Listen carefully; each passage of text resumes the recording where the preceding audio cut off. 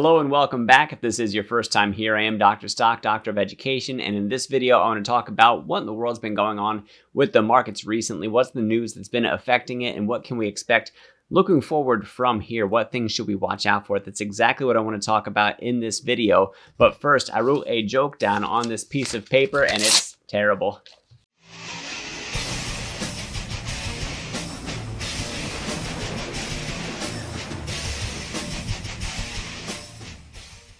Alright, press the pause button if you need to finish laughing, because here we go. In this video, I will be featuring the Moe app, and I'll show you later on how you can get up to 16 free stocks using the link that you'll find down in the description. Otherwise, I want to talk more about the news that we've had this week, and that very first thing that we have is the SLOOS, the Senior Loan Officer Opinion Survey, and this was actually something that Jerome Powell had referred to as one of the reports coming out that they wanted to see what it had to say later on following their most recent meeting back in July. So rather than reading through this whole thing, here's what I'm going to do. I'm going to find in page the word tight, T-I-G-H-T, press enter, and here's what I want you to do. It'll highlight them, all the different places where we find out about tighter, tightening, tightened, all the different things throughout, talking about the different lending practices and the different lending tools that are out there. And you can see that they're reported tighter standards, net tightening reported, tightened standards, like all throughout. You can see all the different references to credit tightening. If I type in the word credit, there we go. Credit cards were one of the places right here that says basically remained unchanged. And that is different. If I type in the word demand, there we go. Everything that you see as you read throughout it, and it is worth reading through. You see weaker demand, demand weakened, and like every reference to demand in here for the different loan types, especially in the face of those higher interest rates. And I mean, you could just read it. Every time the demand is mentioned, there's weaker demand for pretty much everything except for credit card loans, which remain pretty much unchanged by some standards. So I am kind of glossing over the highlights of this, and I think that just going through the word tight, demand, and credit that we see, and you can look through for a credit that there's further credit tightening that's out there as well, that they're either denying people loans if their credit score is too low or demanding a higher credit score, maybe that's the same thing, or that they are increasing the fees in order to get those loans and then further weakening the demand for that. And the thing is that if people aren't getting that money for their loans, then they can't spend it out in the economy. Then we can get a little bit of a slowdown. And I will say, we're starting to see the word recession start to pop back up here and there again. And that actually brings me to the next thing that we have. Let me pop Chrome back up there. Fitch downgrades the United States. So this came out, if we look at this, Tuesday at 5:13 p.m. There we go. Now we should be able to read at 5:13 p.m. So this is after the market closed yesterday, and I think that's a big reason why we saw such a drawdown in the market. So I think that this is very much worth looking to, that downgrades United States long-term rates to a AA+ rating from AAA rating over to the economic calendar. So today, where is it at? ADP employment change came in expected to be under 200,000 by consensus. Forecast from Trading Economics, which I use for my videos here because it has so much packed into one space. No endorsement. I like using them for my videos. 210,000. We came in about 50% higher than that. 324,000 for the employment change. So that's jobs added. If we move on from there, tomorrow's a big day for jobs as well. We get challenger job cuts. The higher this number comes in, the better. In that way, in that respect. As far as people losing their jobs, we want this number to be as low as possible.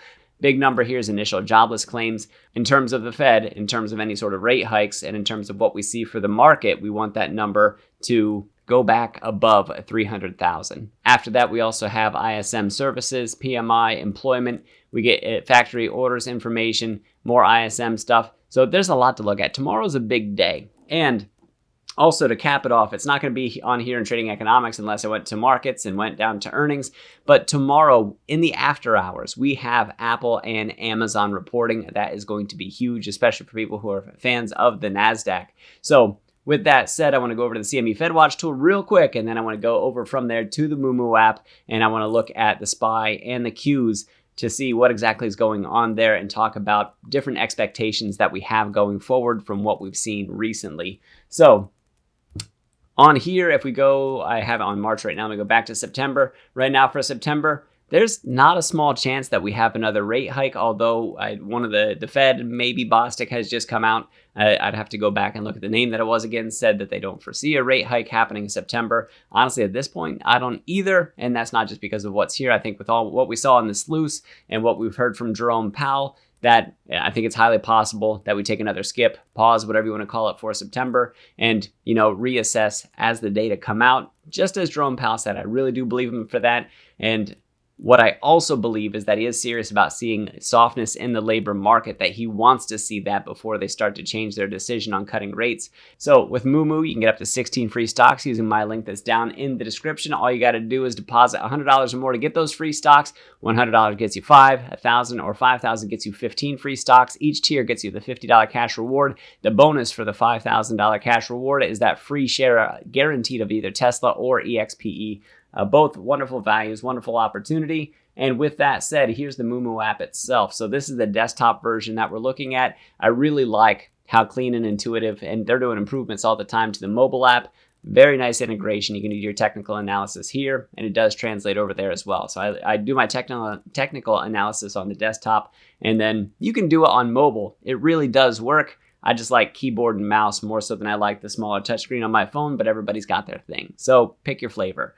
So for this one, right now we're looking at the SPY. And you can see that little rounded top that we have, the fact that our momentum's starting to die off a little bit. And well, at some point in time, it was bound to do that. And why not do it near the top of where we were at, going all the way back to the end of 2021 is the last time that we peaked out. And that was 468. And this time, we peaked out at 459. So we were $9 away according to the SPY. So we were like 2% away from the top where we peaked out. And then we came back and we settled a little bit after a pretty incredible run. So for the S&P, I think it's possible that we do get a little bit more softness coming out of this. And we're just going to have to see how the week plays out. Like I said, Apple and Amazon are totally going to impact the markets as well. They are just massive companies, and really what they have to say for the second half of the year outlook is going to matter. Now, mind you, just because I think that there could be some softness doesn't mean that I think that we get a complete sell-off. I think that we could easily give up another 2% in the SPY, and really just taking some of the plays that we love, make them a little cheaper, especially if we are dollar cost averaging for our long-term investments, or if we're just looking for more opportunities for trade, especially in the long direction. Why not take that little bit of a pullback? I mean, it's hard to watch where your overall investment portfolio, if a large portion of it is in the S&P, pull back from there, because it hurts, because you watch the amount of money that you have go down, and those unrealized losses or gains or whatever it is that you have, it starts to become exaggerated when you get those sort of pullback days. However, generally over time, the market does go up. So you can see the different points that people have sweated it, and while you're going through it, does not feel nice. 2022 did not feel nice. So if we get just a little bit of pullback, I would call that on the pain scale, like a 1, maybe a 2 pain scale that we see should we continue to drop off a little bit. I don't think it'll be so bad for us. Really, we'll move over to the Qs now, because that's more impacted by what we see there. And we actually are getting pretty close to good support. We actually went just down below this previous peak that we had back here in September of 21. And I think the next time that we really settled down is down here about the 50-day, where we spudded out before, and we have these other peaks happening. And then we also spudded out again, lands us right about the 50-day. So that 50 days price right now, the 50-day moving average, and this is the simple moving average, comes out to about $365 a share. So that's about $9 down. So that's about 2 to 3% that we can pull back in the near term for the NASDAQ 100. So let me summarize this. The S&P, maybe it gives up about 2%.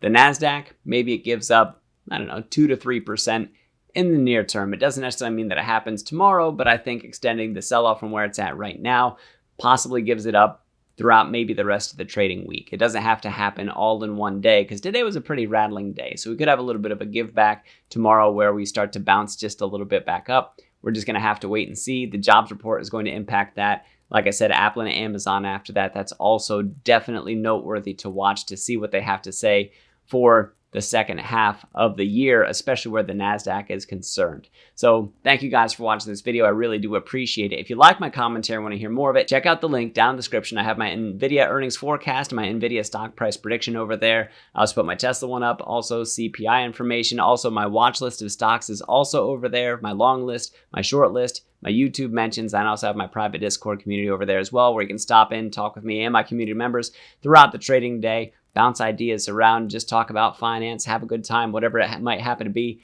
Thanks again for watching this. I am Dr. Stock, Doctor of Education. Remember, my friends, learning is earning, and we'll see you in the next video.